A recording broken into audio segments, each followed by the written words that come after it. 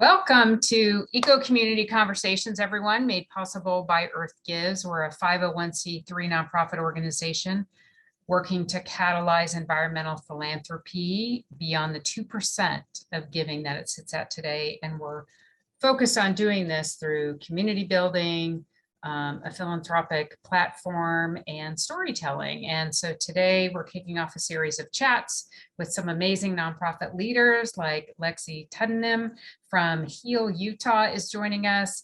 I'm Rhonda Bannard. I'm the founder and executive director of Earth Gives. And right now we're focused on Earth Gives Day. It's a giving day platform featuring just the work of organizations like Lexi's across the country to invite people in to help them find and discover and support amazing organizations who are stewarding our special places in the world and actively working on the issues of climate change. And so thanks for joining me, Lexi. It's great to have you. Hi, thank you, Rhonda. It's great to be here. So tell us a little bit about you and where you're joining us from. Yes, so my name is Lexi Tuddenham, as you heard, and I'm the executive director of the Healthy Environment Alliance of Utah, or HEAL Utah. I am joining you right now from the Salt Lake Valley, which is the traditional lands of the Goshute, the Paiute, the Ute, the Shoshone, and the Bannock tribes. And I'm just excited to be here. Well, that's great. So I had the good fortune to knock on your door and discover Heal Utah on my travels up here to Washington to work remotely for a few weeks. And so it was great to just randomly be able to do that. So let's jump in right to some big wisdom that you might offer. What is a piece of advice or wisdom that you might have for anyone saying, wow, this is just such a big issue. Where do I even begin? Yes, I think the overwhelm is really common, and I think the biggest piece of advice, the most fundamental piece of advice, is that you can't lose hope. It can't feel so big that there's nothing you can do about it. On top of that, I would also say civic engagement is critical to making sure that we can all solve these problems together. That means having a functioning democracy, that means voting, that means running for office in some cases, and really figuring out both the institutional change that you want to engage upon and also the individual changes that you might want to make in your own life. Because the larger problems, I truly believe, are institutional ones, but unless you can live your life in a way that aligns with your personal values and aligns with those things, it kind of creates this cognitive dissonance. So you have to find the particular tasks and ways for you to engage with your own values and the things that you want to fight for, the changes that you want to see. And I mean sustainability in a personal sense. You know, some people aren't meant to protest. Some people aren't meant to, say, go out and dig holes for trees. But you have to find the way that sustains you and lets you keep doing that work and building a community around yourself in order to be able to continue working towards those goals. Well said. So now share your story. Like, how did you come to this work? How did you end up where you're at? So I'll try to keep it short, but feel free to rein me in. Yeah, no problem. Yeah, so I actually grew up in Southern California originally. It was the 80s, air quality was pretty bad, but my family, during all of our vacations and sort of times off, we were the weird family that would go camping. We would go backpacking, we would go hiking on weekends, and we did it as a whole family. And we drove around the West, had the privilege of going to some really beautiful places and spending time in them. And that's the connection that sort of drove me throughout the rest of my upbringing and my college career, and then afterwards as well. So I went to college on the East Coast. I majored in biology. That was where I got my first taste of environmental organizing, environmental action. I worked with Harvard's Environmental Sustainability Committee, and it was at a time when climate change just wasn't talked about that much. We were trying to get a tiny percentage of the administration to buy just a little bit of wind energy, and we just got no traction. and this was I guess it was pre 2005, 2006, basically pre Inconvenient Truth. And then I went away to China for a couple of years. I worked for a nonprofit there, working on indigenous knowledge conservation, as well as sustainable development and biodiversity conservation, and then ended up back in the US after that. And all of a sudden everyone cared about climate change. So, but between that experience and also a number of other times that I've spent time abroad, I lived in Nepal for a year or so, working for another sustainable development nonprofit that was not specifically environmental, but was very human focused and rural development focused. And what I really learned is that you have to put people at the center of every solution, as well as the center of every problem and issue that you're trying to take on. And so after college, after that time in China, I spent a few years working in environmental education, did a little bit of work for nonprofits as well, and then went to grad school once again on the East Coast and got my master's in environmental management at Yale. And during that time, my research, which was really fun, focused on a couple of areas. So I studied organizing around the Pebble Mine up in Alaska. So spent a couple of summers in very, very rural Alaska, hanging out on fishing boats, talking to people about this mine that was going to potentially impact not just their livelihood, but their cultural identity and their survival. And then also worked quite a bit on the intersections between public health and green space. So looking at how health networks and open space networks supported each other, how public health is directly tied in many cases to time spent outside and the demographics of outdoor participation and a lot of the people who don't have the same access to the outdoors as they should. And then after that, I ran a nonprofit in Telluride, Colorado for about 6 years. It was focused on public lands conservation, as well as a number of other mostly regional issues, as well as some national ones. I learned a lot about public lands, wilderness designation, wildlife conservation, and much, much more. And then after that, I moved within the last year actually to Salt Lake City, where my partner is and where I've had a baby son who's just about a year old now. Wow. And ended up in this job at Heal, Utah last January. So it's been a big transition, a real pivot of a lot of issues that I'm working on. But I must say, I hadn't worked professionally on air quality and toxics issues in the past, but it was always something that I cared very, very deeply about. I worked a lot on uranium mining issues at my previous job. And here at Heal, we have a really toxic legacy of many different issues that have affected Utahns for a long, long time. And so working on air quality, especially when I'm raising a baby under these circumstances, is a way to, in some ways, deal with my fear and anxiety about what the environment that we're growing up in here, that he's growing up in.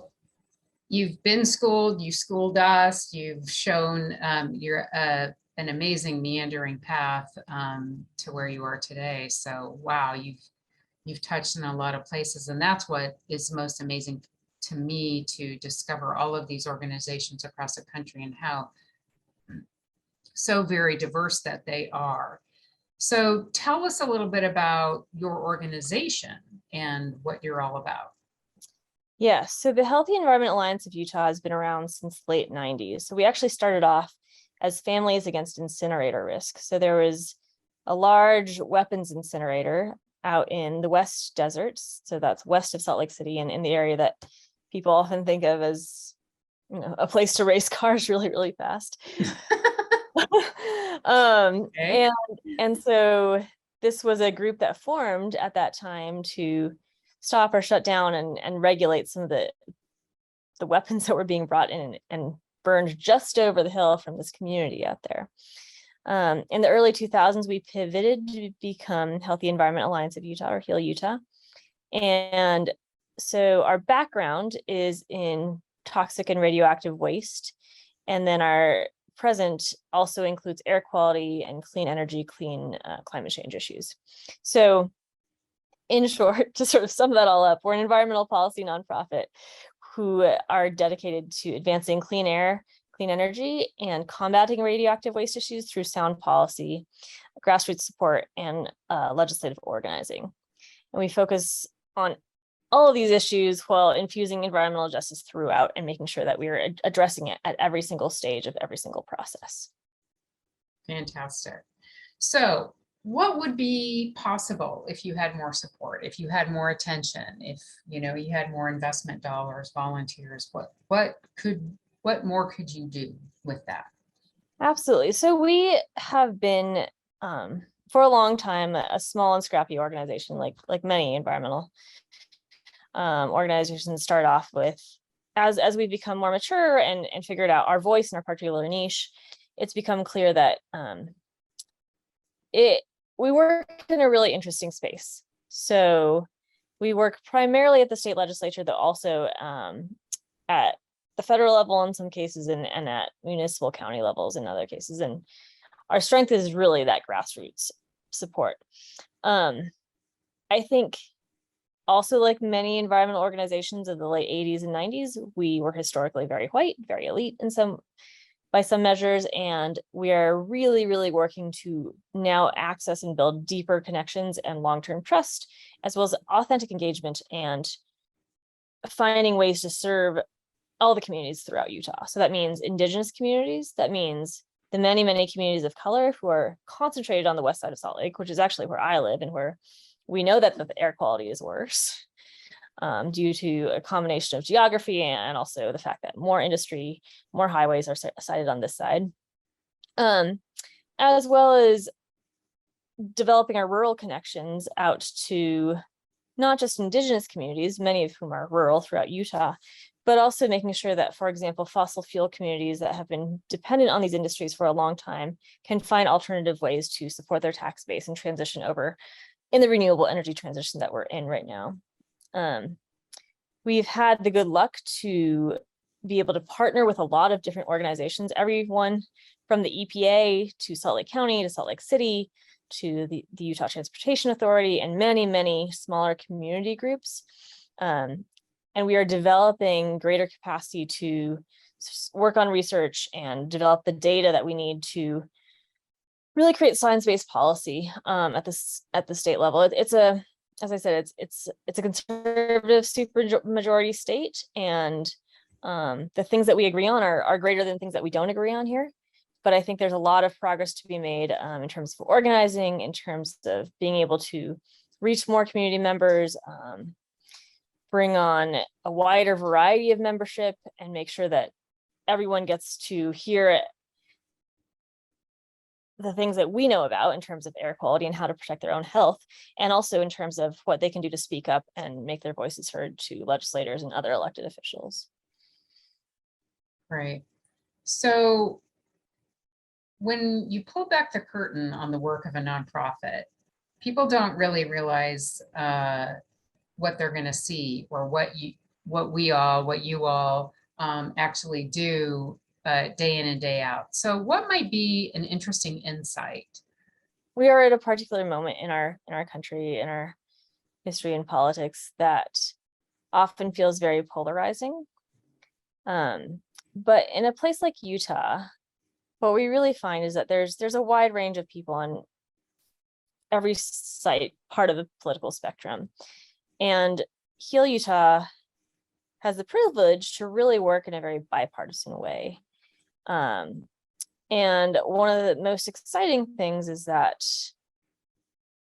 while we are able to talk about climate change, it often has not been a well-accepted issue across the state. It's a more recent development. And it's also a more recent development that while we can talk about climate change, we may not be able to address it directly via policy, but we can address things like drought. We can address things like air quality because we all agree on those. Mm-hmm. And I think the language that we use matters and also doesn't matter at the same time, because while it's important to be technically correct in terms of what the drivers are of climate change so that we can address that, we can also talk to people on their own terms. So for example, we are starting to work with farmers to try to develop regenerative agricultural practices that will sustain them through the worse and worse conditions that we're seeing across the West. And I think there are all these feedback cycles that are quite alarming on the one hand. I mean, drying up of the Great Salt Lake is very alarming. And of course, but the fact that agriculture and industry in some cases could actually help contribute to the solutions is one that we also have to confront and embrace in so much as we can. So in a given day, you're doing everything from collaboration to writing to working with organizers to, it runs the gamut, right? It runs the gamut. I mean, some days we have an event coming up soon that's going to be an art build. So there's a regional Haze issue that we're working on with a number of other groups, and they're going to build up some signs and some posters and so on with artists to help educate them. We also have a mural project that we are setting up along this West Side bus route, where we have an e-bus that has a air quality monitor on it that's going to be going in soon. And it's going to be part of that education piece as well, and community outreach. It's really varied, and that's what makes it fun. So many intersections, so many ways to tell the story, and to meet people where they're at. So yeah, thanks for that. So 2 more questions we've got. How would you describe what somebody would be called if they were called an earth giver? What does that feel like, sound like for you? Looking at our own membership base, I really believe it's someone who looks at their own life and wants to think of the long term about not just minimizing harm, but also maximizing positive impact in the long term. And there are different time scales in which this happens. We're on some very urgent ones right now with respect to climate change. But we also have to have the understanding that the journey is long and it's not going to get fixed overnight.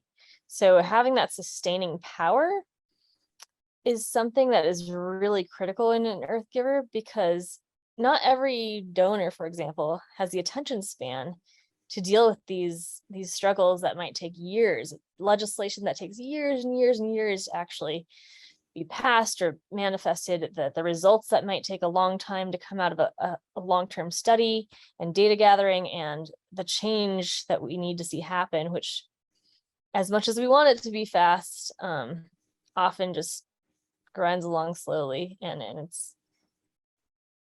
there's a lot of joy to be had along the way, but it takes a lot of patience as well. So sustaining power, I like that. So do you have any favorite resources or books or podcasts or films that you would suggest people take a look at?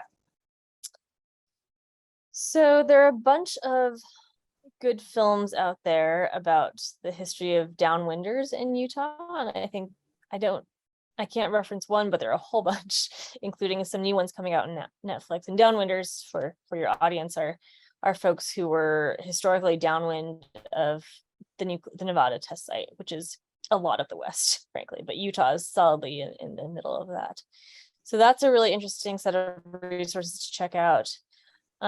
We recently hosted Leah Thomas, the intersectional environmentalist, for a book signing and event as part of Latino Conservation Week here in Utah.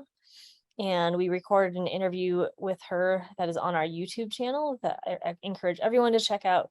We also have some good policy updates as well. Historically, Heal Utah had a podcast. It's not active right now, but we have very, very active social media channels in terms of TikTok, Instagram, and Twitter, amongst others, as well as Facebook. And so I would really encourage everyone to check those out. You can find them on our website, healutah.org.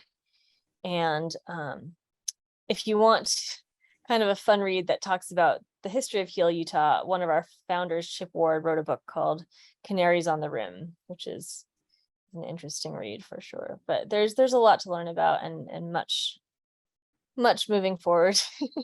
More media come out every year, it seems like. Sounds like you've just really got a robust storytelling ecosystem there, and plenty of stories to share. So thanks for that. Well, I really appreciate you joining us today for Eco Community Conversations and sharing the story of Heal Utah. Lexi, we really appreciate your work and everything that you're doing. And this next chapter on your long journey of contributing to the environment is very much appreciated. We've learned a lot, and I thank you for your time. Thank you.